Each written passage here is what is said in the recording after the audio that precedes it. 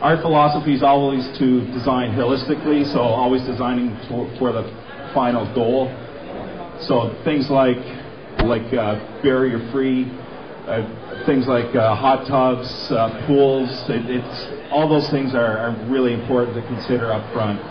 The worst thing you do is design something, build something, and then next year rip it all apart again to build something else. It's just simply counterproductive.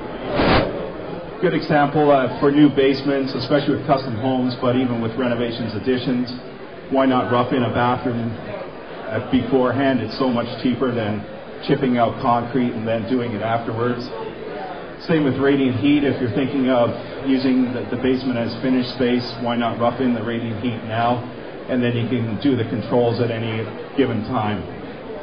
Electrical design is a really good example. If for those of you who put up electrical lights or Christmas lights, it's why not put a switch and plug in the soffit where the lights are going.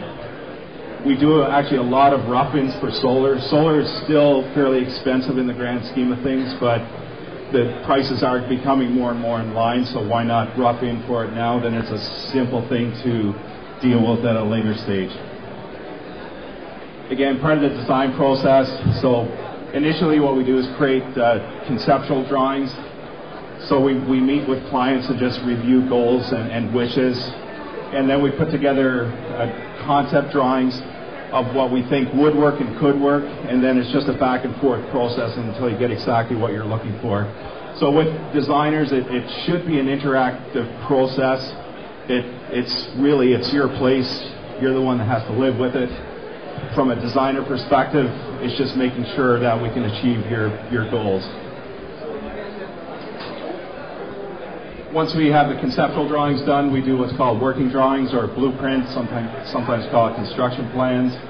But basically, they're just technical drawings to be able to obtain the building permit, as well as also build it according to the design.